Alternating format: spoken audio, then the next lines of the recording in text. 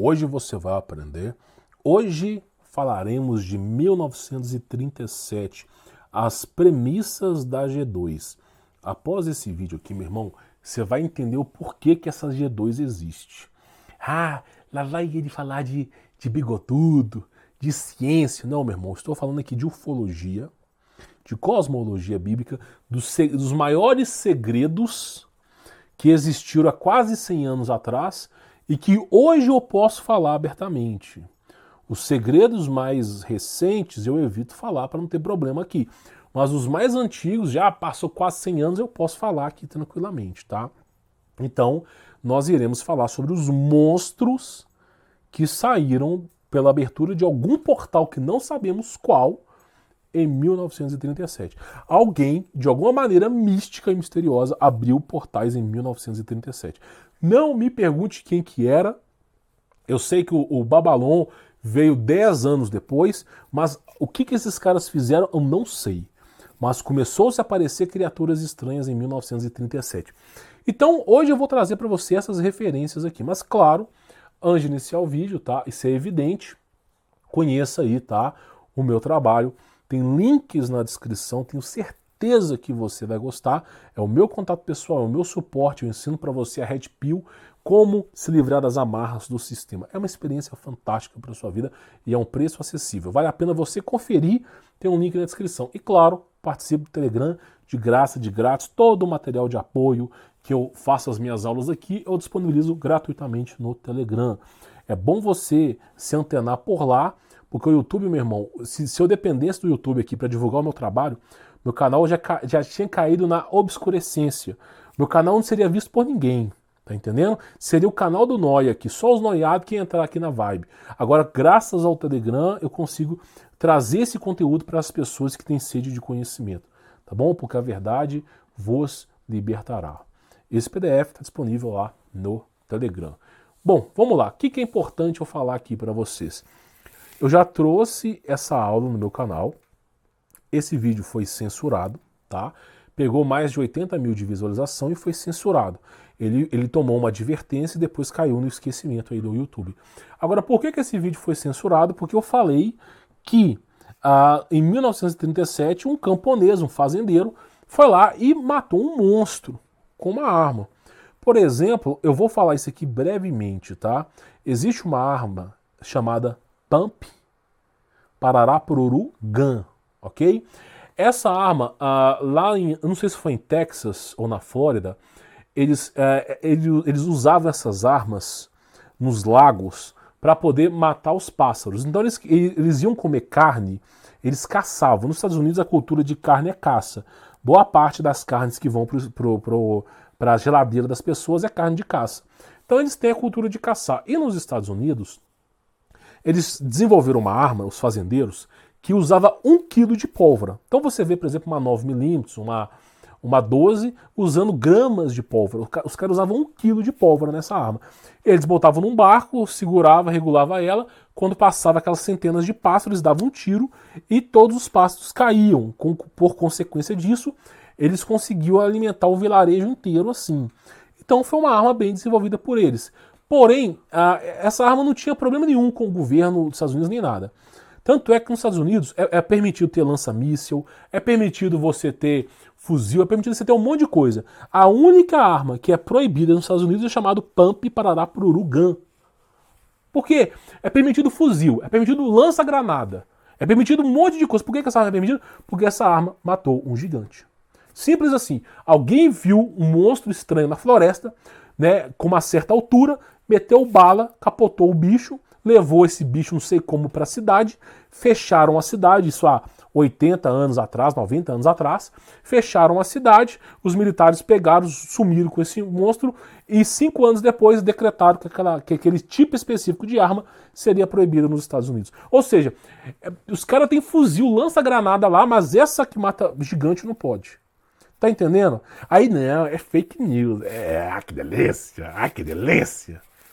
Então, por exemplo, esse cara que é fazendeiro nos Estados Unidos, ele acabou matando um monstro, um gafanhoto gigante. Aí, evidentemente, né, como foi no caso Roswell, eles encontram extraterrestres, fazem o diário oficial, descobrimos, aconteceu de verdade, vai os agentes federais na porta de cada um recolhendo os jornais. Se o evento de Roswell fosse uma farsa, por que o exército estava na porta de todo mundo, batendo de porta em porta, entrando na casa das pessoas à força para remover o jornal, que estava publicando fotos do evento? Hein? Que delícia! Ah, que delícia! Você está acreditando na ciência atual. Átila Amorim. Ui, falou! Meu Deus! Toma cuidado, seu animal. Toma cuidado. Eu não compactuo com a visão de ninguém aqui, mas uma das coisas que o Visão Libertária fez foi excelente, falando sobre o Átila Amorim. Se o Átila falou, é porque. Se ele tá contra, é porque é bom mesmo. Se a Globo tá contra, é porque é bom mesmo, entendeu? É sempre assim. Esses caras já não tem mais nenhum pingo mais de verdade. Eles sempre fazem o contra. Então o que aconteceu? O cara dizimou o monstro lá. Eles fotografaram, levaram pro jornal. Rapidamente confiscaram o jornal e começaram, após esse evento do cara, a criarem cartões. Olha só essa história, só para eu ter ideia. Em 1937, na cidade de Wisconsin, Estados Unidos, o jornal Tarará Tururu, eu já pesquisei, publicou uma foto de um homem que supostamente teria matado um gafanhoto gigante, né, em sua fazenda. Esse fato repercutiu rapidamente na mídia e dias depois o jornal soltou uma nota dizendo que a nota era falsa. Ou seja, isso chamou a atenção. Aí, dias depois, o jornal falou que era falso. Olha que coisa estranha, né? Alegando que a cidade começou a fazer montagens de cartões de visitas gigantes para trazerem turistas. Ou seja, eles publicaram no jornal esse acontecimento, chamou a atenção de muita gente, inclusive dos militares. Provavelmente alguém bateu no jornal e falou assim, tira essa informação daí. E aí, o que eles fizeram? Não, gente, isso aí que você viu desse gafanhoto gigante, é que na verdade nós estamos fazendo alguns eventos aqui para mostrar para as pessoas que simplesmente para elas virem visitar a minha cidade. Então nós estamos produzindo os cartões com imagens gigantes. Aí eu te faço a pergunta, esses cartões de imagens gigantes vieram antes do cara ter matado um gafanhoto gigante ou depois? Aí, de repente, o cara mata o gafanhoto gigante e somente depois desse evento eles começam a divulgar os cartões alegando que estavam fazendo montagem. Por que que eles não tem registro antes dos cartões? Tá entendendo? Alguma coisa acontece, aí não, nossa, é um artista que desenvolveu, por que não apareceu antes? Tá entendendo? Então olha só, porém vamos aos fatos. Esses cartões gigantes foram criados pela cidade numa tentativa infame de descredibilizar o ato. Só veio depois do ocorrido e não antes. Então os cartões só vieram a ser produzidos após esse evento, não veio antes, tá? Isso já mostra que tem coisa errada aí. Segundo o autor do tiro, o cara nunca mais foi encontrado. O cara que matou esse bicho sumiu. Provavelmente tem uma nova identidade ou foi executado. É uma das duas, meu irmão. O cara sumiu. Tá? Sumiu. Ninguém descobre mais onde é que esse cara tá. Como é que pode? Ué, se é fácil, deixa o cara falar. Dá voz pro cara porque ele sumiu, entendeu? Aí, olha só. E nunca mais apareceu uma notícia como essa no jornal. Nesse jornal local, tá? E se fosse para trazer turistas, deveria ter apresentado mais notícias do gênero. Então, assim, se os cartões com imagens de gafanhotos gigantes de fato fossem para trazer turistas, eles não deveriam ter continuado com esses cartões? Por que eles só alegaram que estavam fazendo cartões após o evento, tiraram meia dúzia de fotos e nunca mais falou do assunto? Ai, que delícia! Que delícia! Aí vem os caras, esses aí são teóricos. Que é teórico, claro! Né? Baba-ovo do governo, manguão, claro! Delícia! Ai, veneninho. Né? O gado morre no abatedouro, meu irmão. Eu não preocupo com os caras que falam mal de mim. Eu sei que esses caras vão embora rápido, tá? E o fim desses bostas é o inferno mesmo. Não desejo mal pra ninguém, meu irmão. O meu desejo é que todo mundo se descubra em Cristo. Agora, eu também não vou ficar passando a mão. Como é dito na aliança. Quando ocorre uma separação, é perdoado, mas não fica próximo, né? Exatamente isso, cara, distância desses caras. Ai, que delícia! Recebendo a chupeta do governo. Que delícia, né? Então nós temos essa imagem, supostamente que é uma imagem fake, você vê, mas, né, o curioso fato é que esse jornal, os caras tudo sumiram, né? Tudo sumiu. Claro, não, é fake, é óbvio, né? Aí eu tive a curiosidade, tive a curiosidade de observar, de pesquisar O que aconteceu em 1937? Não, eu tive a curiosidade, eu falei assim, meu irmão, esse evento, como é que pode um gafanhoto desse tamanho aparecer numa cidade em 1937? O que aconteceu? Eu procurei sobre a abertura de portais, não tem nenhum registro. Mas, graças a Deus, tem sites de ufologia que, apesar dos caras não acreditarem em Jesus Cristo, né, é como Jesus mesmo fala, muitas coisas que são concebidas por mal, no final viram boas. Graças a esses sites de ufologia eu consigo trazer o porquê disso. Em 1937, esses seres de Hollow Earth, que eu venho trabalhando aqui com vocês, que eles não são ETs marcianos, são anjos caídos, tentaram dizimar a raça humana. É a guerra entre mundos. E, inclusive, olha só, eu vou explicar para você, tá? Vale lembrar que existe uma teoria que os insetos não foram criados por Deus. Eu preciso dizer duas coisas para vocês aqui, antes de eu me aprofundar. Existem duas teorias. Uma que os legumes não foram criados por Deus e uma que os insetos não foram criados por Deus, mas sim por anjos caídos. De fato, eu não sei. Eu até acredito que possa ser falso a essas teorias. São teorias que vieram do satanismo, tá? Porque eles falam que os legumes foram criados numa tentativa infâmia, né, de trazer alimento para as pessoas, porque eles não queriam que o ser humano comesse carne, porque a carne simplesmente ela fecha o corpo contra demônios. Então muita coisa foi desenvolvida, mas ao mesmo tempo que a carne não pode ser comida, os insetos também são animais extremamente impuros que dão a abertura para isso. Então você vê, o veganismo ele é contra a carne, mas não é contra você comer barata, por exemplo. Né? Que delícia. É claro, porque são pau mandado do grande irmão. Né? Olha só, vamos lá. Então são teorias, hipóteses, tá? Abaddon, que eu venho trazendo aqui para você, é reconhecido como anjo caído, como demônio, tá?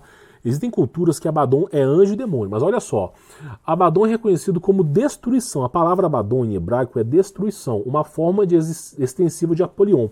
Então, Abaddon, Apolo e Apolião é destruição. Apolião e Apolo é grego-latim, tá? O latim deriva do grego. Então, Apolo, Apolion e Abaddon é a mesma coisa, destruição, tá bom? Por isso que tem Apolo 11, né? Que delícia. Eles estão viajando para a dimensão das trevas, a verdade é essa. E o chefe dos demônios da sétima hierarquia. Então, o Abaddon, além de ser um local, tem um ser que comanda esse local, tá? Muito poderoso. E esse ser ele é reconhecido como o rei dos gafanhotos. Tá percebendo? Que esse ser é tido como o rei do... O ser, olha só, Abaddon é uma dimensão das trevas. Uma dimensão horripilante. Esse ser é tido como o senhor dos insetos e rei dos gafanhotos. E o que é que aparece aqui? Gafanhoto. Ou seja, né, provavelmente da dimensão dele deve ter saído alguma coisa. É uma especulação, tá? Olha só, dos gafanhotos ou gafanhotos demoníacos, tá? Que é biblicamente no Apocalipse que fala desses animais também, né? A literatura rabínica, em algumas lendas, Abaddon é identificado como o reino onde os condenados jazem no fogo e na neve, um dos lugares do inferno que Moisés visitou. Tem uma cultura rabínica que fala que Moisés foi visitar o inferno, tá? Não vou me aprofundar nisso, não sou judeu para te explicar isso aí, mas tem uma cultura deles por trás lá.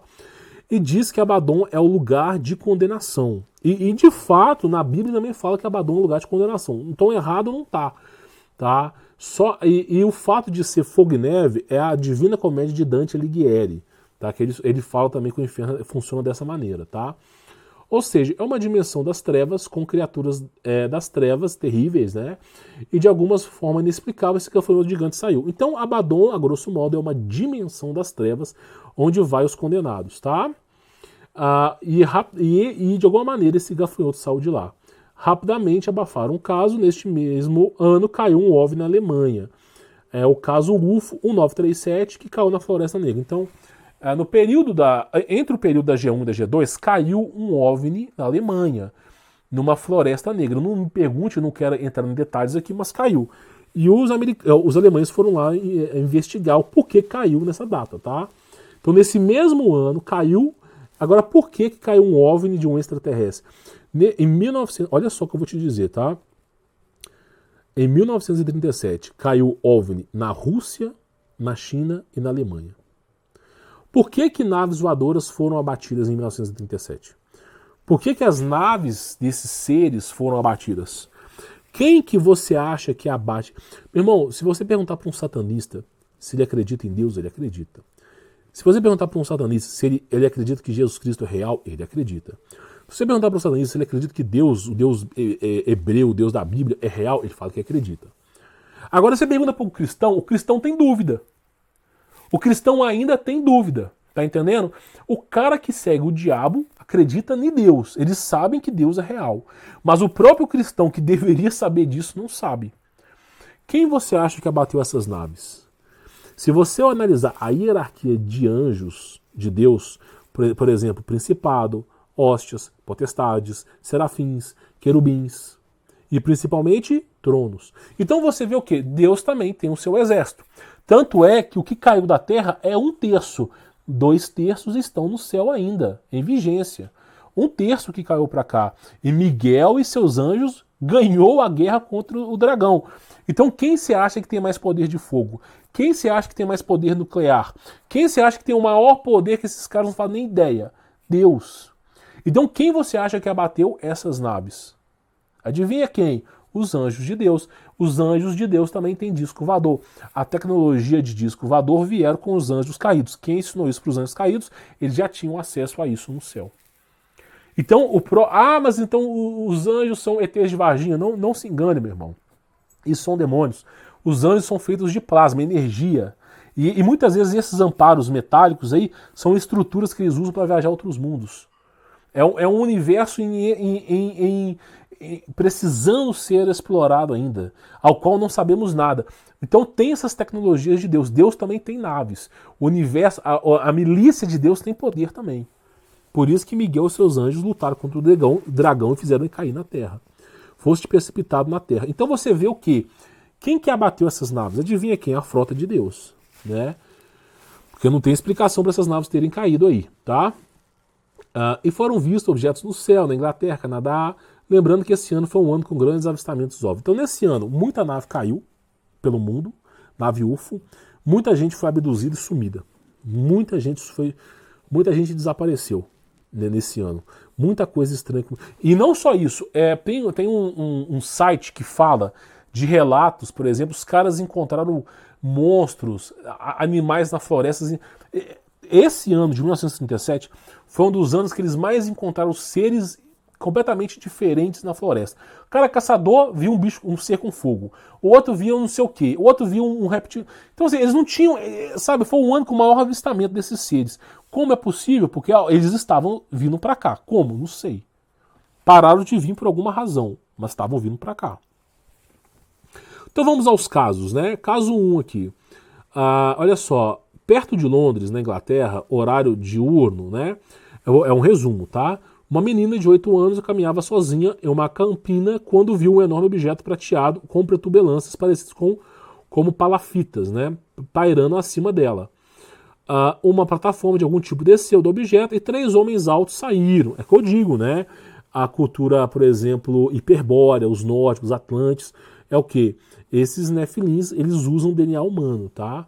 3 homens altos vestidos de vermelho desceram. Um a carregou a bordo do objeto quando ela percebeu que ela era incapaz de se mover. O interior do objeto parecia muito maior e ela se lembra de ter sido colocada em uma cadeira moldada, de frente para uma luz brilhante e ofuscante. Ela então teve pensamentos e visões únicas. Mais tarde, ela foi levada a uma enorme pirâmide e vagou por corredores escuros até encontrar uma porta que se abria para a campina de onde ela originalmente tinha sido tirada. Então eles fizeram experimentos com essa mulher e depois liberaram ela, fizeram experimento com ela, introduziram informação na cabeça dela, e depois, não sei, não pergunta, não sou ET para te falar isso, mas fizeram experimento com ela. Então esse caso foi um caso bem documentado, e ela saiu no subsolo da Terra para cima. Ficou apavorada, tá? Quem tem contato com esse terrestre fica doido da cabeça, tá? Olha só, isso aqui foi em Plivkov, tá? No seu nome disso aqui na Rússia. Vários homens estranhos que entraram em sua casa visitaram uma mulher adulta no local. Então a mulher morava num lugar isolado, que vivia em uma casa de madeira isolada, né, localizada a 6 km da vila principal. Então a mulher morava isolada da vila principal, 6 km, completamente isolada. A mulher morava isolada. Aí vários homens, abre aspas, tá, foram visitar essa mulher nessa casa, tá? Eles tinham um rosto cinza e esverdeado, então já não eram mais humanos ali, tá? Grandes cabeças sem pelo, grandes olhos escuros, oblíquos e pés com cascos. Um deles pediu educadamente ajuda, pedindo iodo, né? E dizendo, temos nosso navio navegando lá no lago próximo. Um de nossos homens feriu a mão ao fechar uma escotilha. Então o cara queria... esses seres estranhos, eles estavam na lagoa, num tipo de barco, e eles simplesmente foram na mulher pedir iodo, porque iodo era para desinfetar, para tirar o machucado, tá? Ela deu a eles uma pequena garrafa de iodo.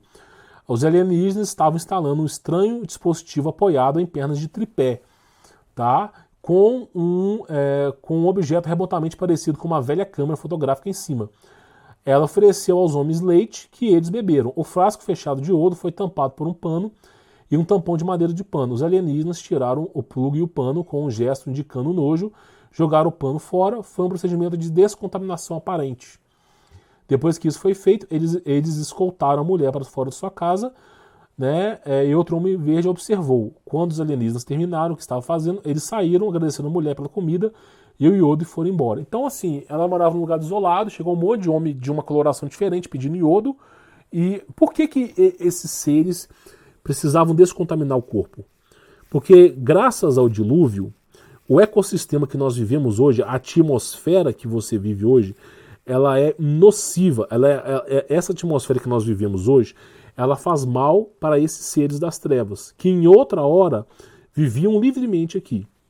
Então Deus gerou o dilúvio, mudou o biofísico da Terra, né, pressão atmosférica, nível de oxigênio, mudou muita coisa, radiação do Sol, e esses seres não conseguem mais suportar essa realidade.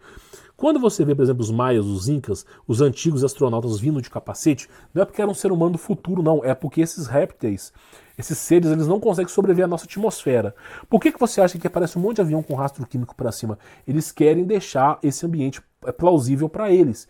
É só você assistir o Daylight, eles vivem, né? Você vai ver exatamente isso, os caras falando que esses rastros são passados para fazer com que o nosso ecossistema fique semelhante ao deles, para eles poderem emergir para cá.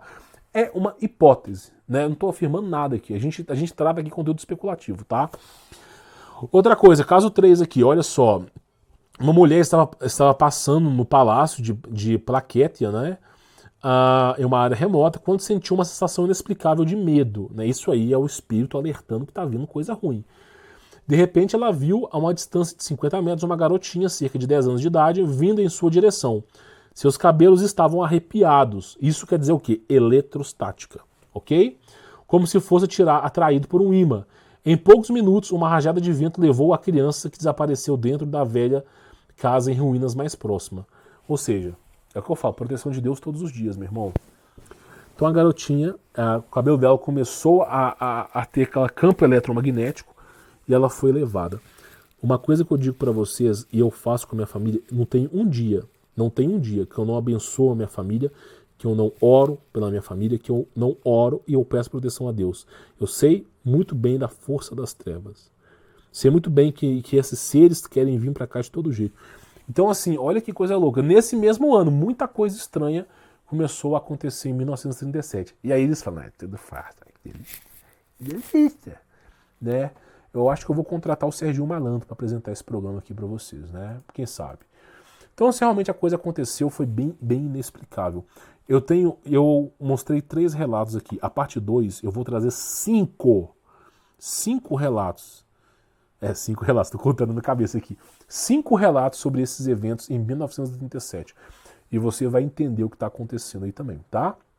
E eu tenho a explicação disso na parte 2. Eu vou te explicar o porquê que eles, né, vieram do subsolo para a superfície. O que eles estavam querendo fazer aqui em 1937, você vai saber. Então, assim, deixe seu like, se inscreva no canal, ative as notificações e, claro, né, participe do Telegram com esse meu trabalho, tem links na descrição aí. Fique na paz.